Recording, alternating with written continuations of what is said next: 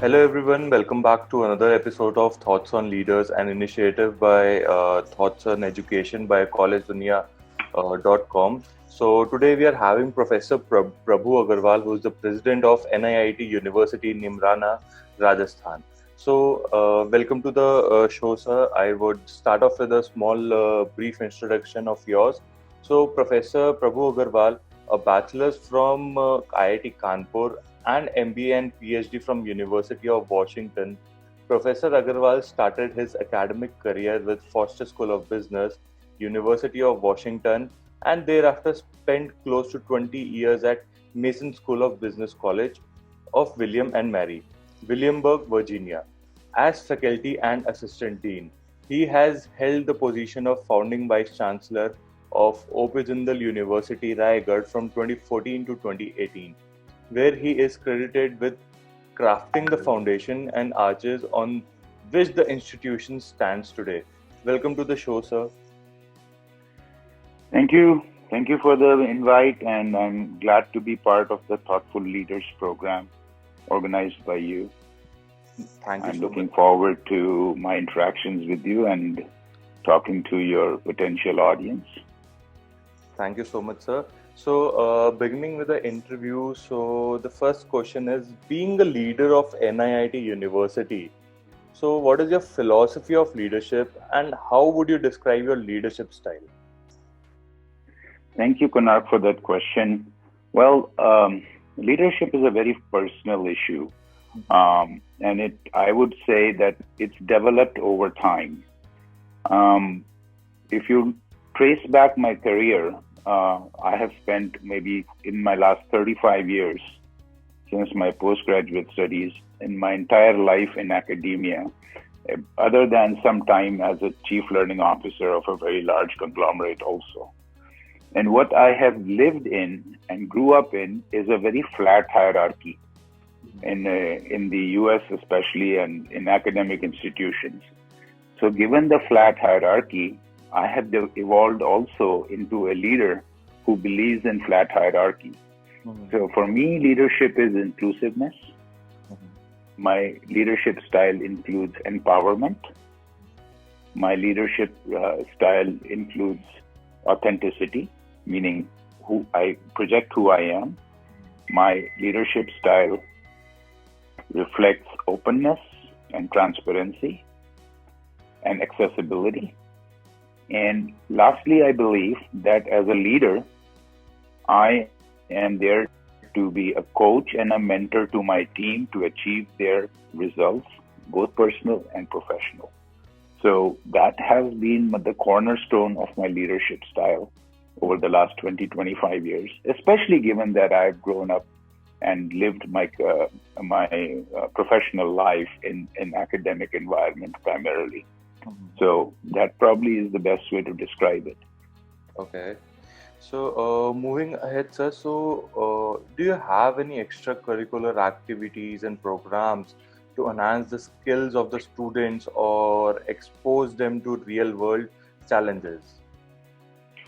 Now, in the context of NIIT, if this question is being asked, the answer is a yes. Like, let's just take the example of a computer science BTech student. Today, as much as we are very interested, or the student has to learn the fundamentals of engineering and should have good exposure to core capabilities as well as functional skills, programming skills, analytic skills. I think even more important are skills that they need to develop, which will stay with them for a much longer period of time. These programming skills and other skills may actually be irrelevant 4 years down the road because of technology changing so quickly. But it's the skills such as critical thinking, communications, problem solving, which are vital. So I think what I'm trying to say here is that we have designed a curriculum which is very thoughtfully looking at embedding a good dosage of liberal arts, liberal studies, self-discovery, R&D, industry connect programs into our curriculum. In fact, almost 30% of our curriculum is customizable by the student. Okay. So we believe that a student should pursue his choices, be given maximum flexibility. Interestingly, we have a lot of clubs and activities, and we have developed a concept of activity-oriented curriculum, meaning while the student is engaged in activities like sports or drama or theater or photography, we actually can give them credit if they do a limited amount for each of these courses.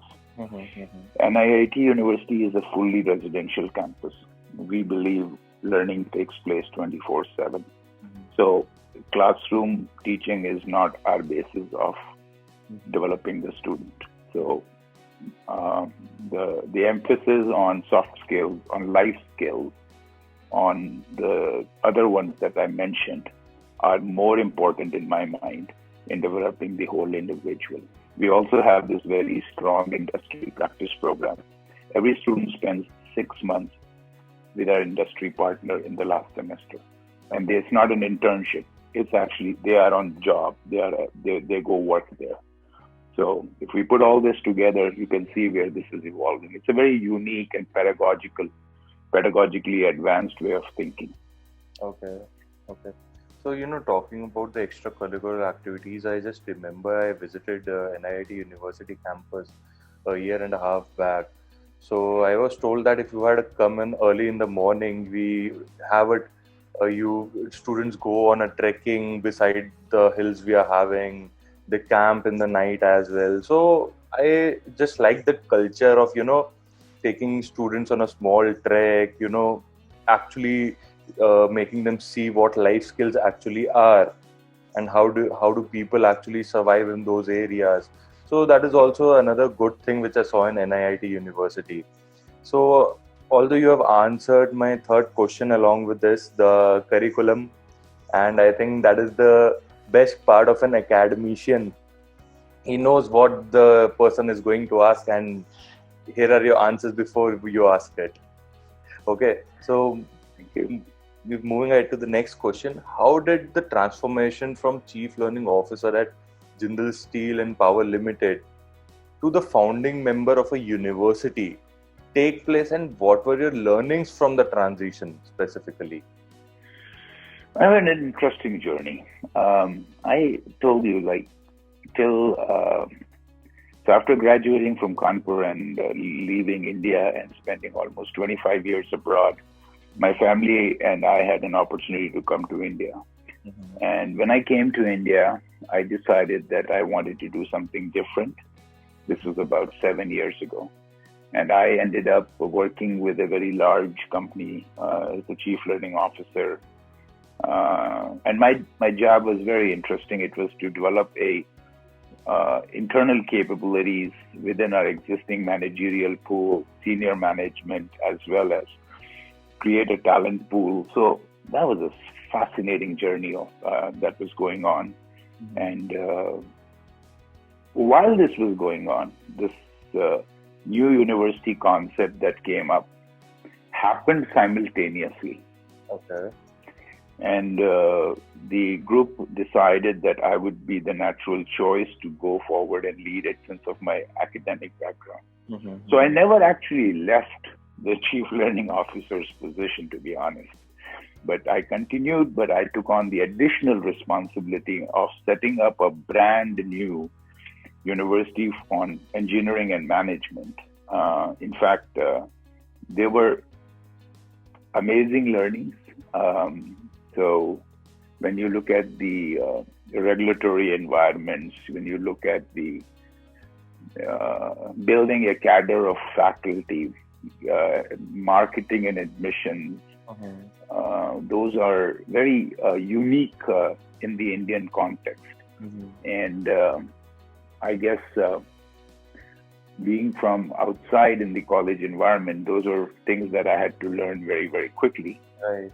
So we built a university, and today, 5 years out now, that university has almost 1,500 students on campus. 4 departments are established, like 16 programs are being offered. So, I mean, all those metrics that you look at are there. But I would say my JSPL experience was probably critical for me to understand the Indian landscape and how to work with people in India. So I think that, and then, that transition, there was never a transition. It was coexisting.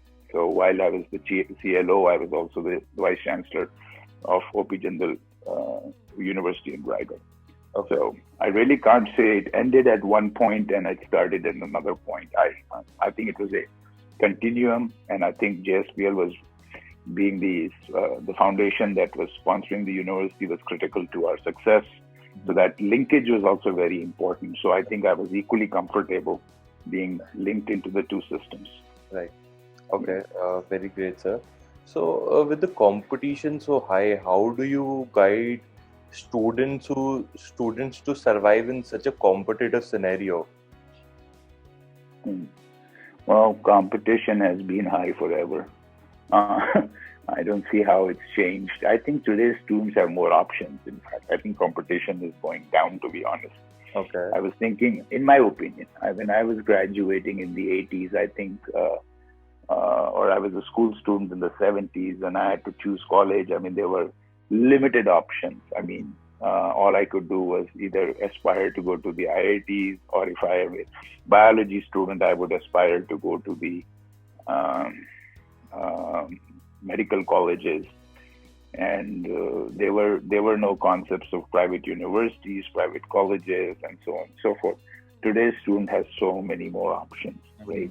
I mean, they can literally carve out. I mean, you look around it, from robotics, computer science, technology, design, visual arts, fashion technology. These were words we never used when we were in school. Having said that, the world is very competitive.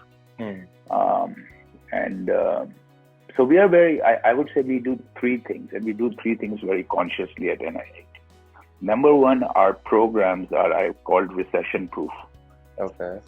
We are developing students for the future, knowledge society. So our emphasis are on computer science programs in AI, cloud computing, machine learning, augmented reality. Those cyber security, data analytics. So these are skills that are being sought after in a very.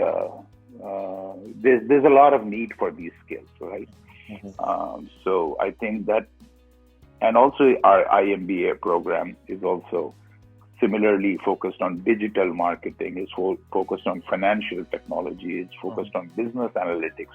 Right. So our program specializations are not the traditional specializations that you would hear in a college or university, number one.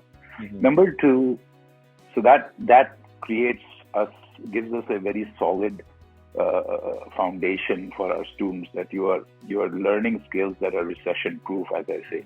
I mean, if we look at today's situation with the pandemic, the areas that are growing are technology driven.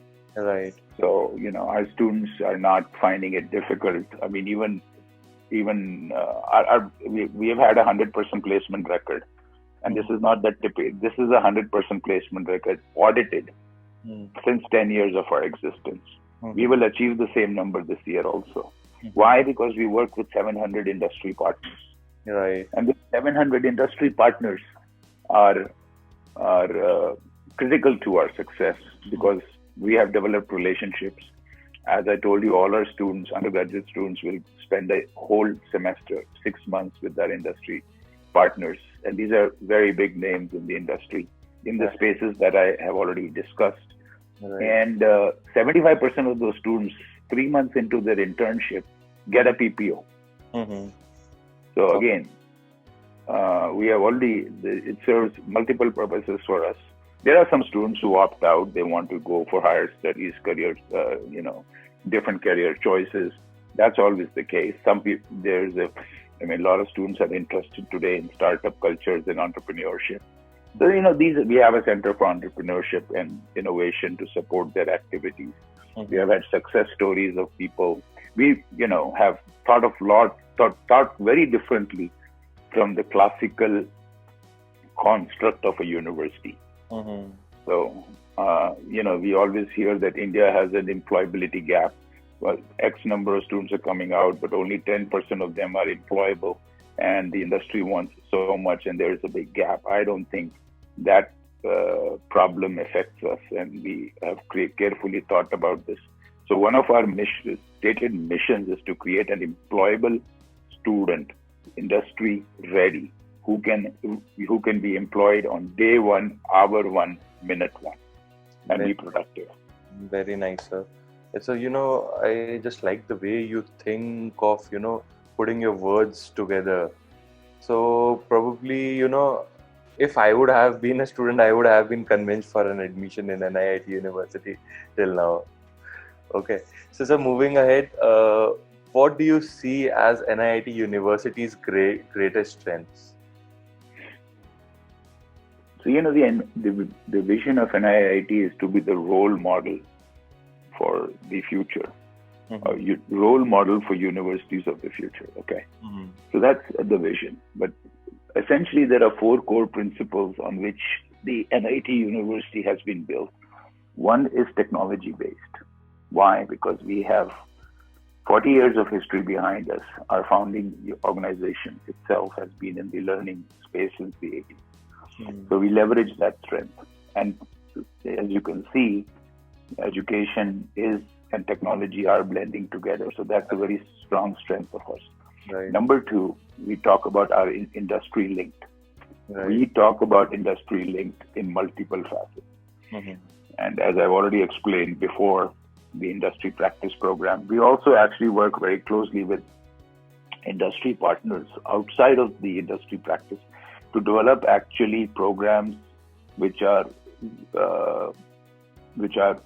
allow these partners of ours to do one of 2 things. One is to actually create a pipeline of future talent for them, very specific to their needs, or secondly, to repurpose their current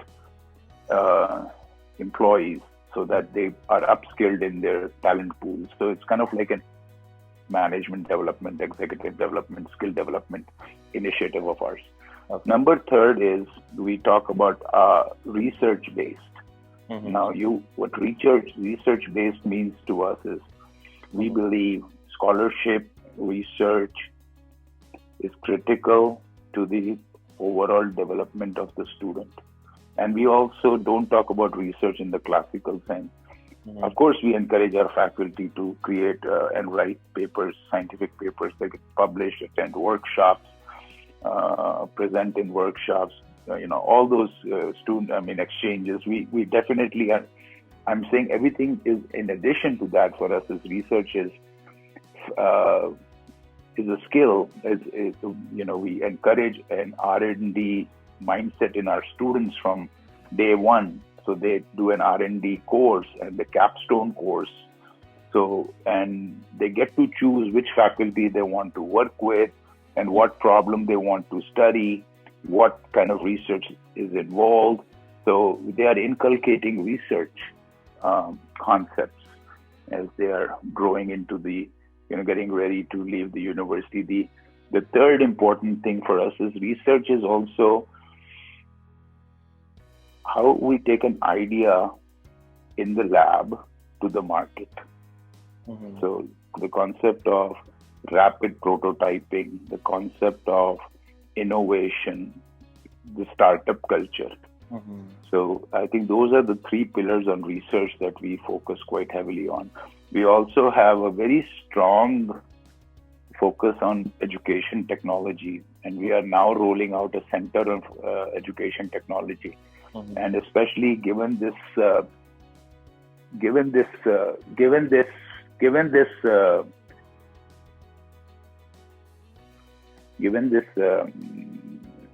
I should say transition from a traditional classroom teaching model to blended teaching from home, technology enabled, has created a lot of issues around what does learning from home mean, what are the best practices, what are the sociological and psychological ramifications of this to both the teachers and the students. So we are creating a very robust so-called research platform and environment around these concepts and want to be thought leaders in this going forward. And the last important pillar is seamlessness.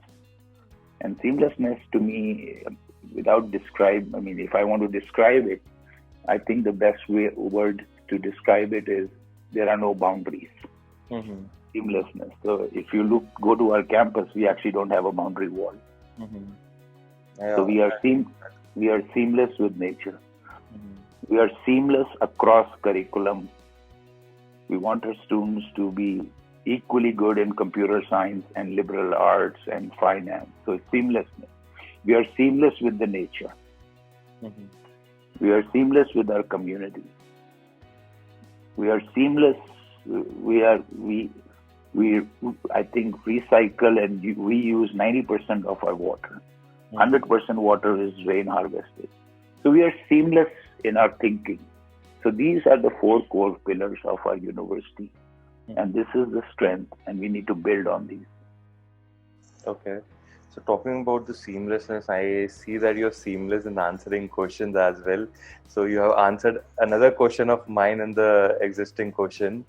The question next was, we are going to talk about the research part only, which you have already answered to it now. So moving ahead now, so how do you tend to establish a healthy relationship and environment in your university with your faculty or with the students?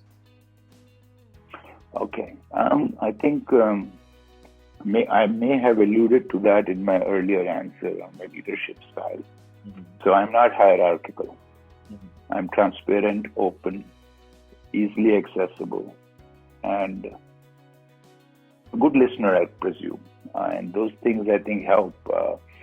Once you're accessible and there's a flat hierarchy, then what happens is you immediately begin to be more accessible, and as soon as you have this concept of empathy towards your colleagues, workers, people from the lowest level to the top level.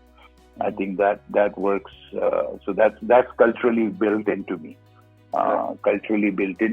And I guess I've been away too long from India, so that helps in the way that you treat people differently, and that's very important. Accessibility to students, same situation, regular town halls. When I am on campus, I like to eat in a student mess along with students.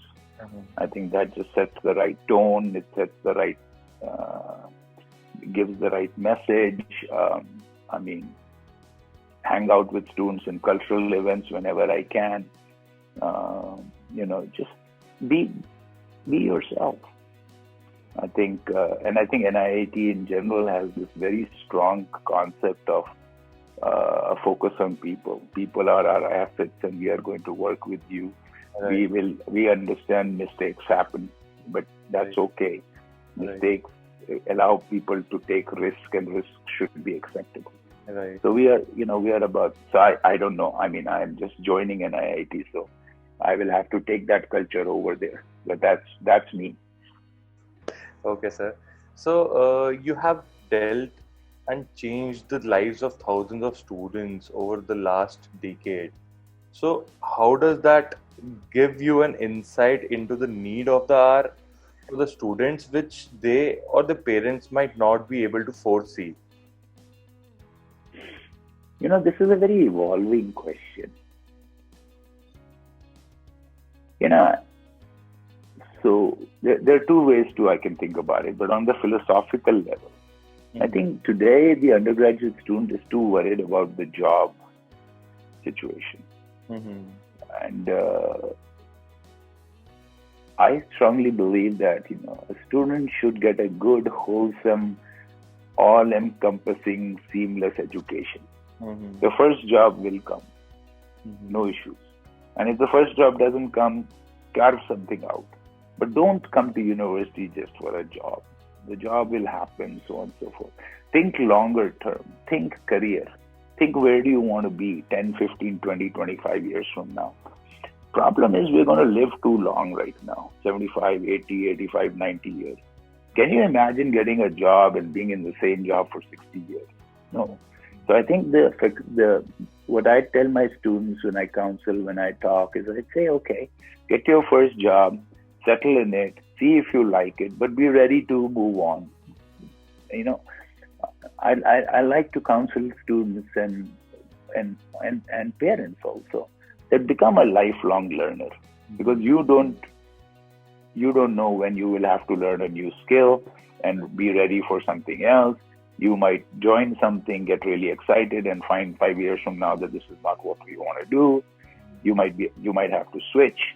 So those are the things. And if you look at the entire skill set that I talk about, it goes back to life skills and professional development skills, critical thinking, problem solving, business communication, as vital to survival, and lifelong learning skills. You know, read. You know, there are lots of things along those ideas. So those interactions have taught me the following things over the last 30 years in this as an educator. So I would again argue that students are energetic. Students have risk-taking ability. They come out of an undergraduate program. They get a BTech and CSC. If they want to start a company, if they want to do something on their own, this is the perfect chance to do it. What's there to lose? This is the time to do it. You know, there are no family pressures. They don't really need any money. So they can go ahead and, you know, really follow their passion. It's the Three Idiots story. Very inspiring movie. Indeed, sir, it was. So you were talking about the next 10 years plan or the next 10 years career. So what is the vision of the next 10 years of NIIT University to stay ahead of the changes coming in the technology? I think the changes coming ahead, or changes coming in technology are unpredictable. Getting ahead of them is not possible. Staying abreast with them is a challenge. So we have to, as I've already articulated, strengthen our core offerings, build on our foundations of seamlessness, technology, research, and industry linkages.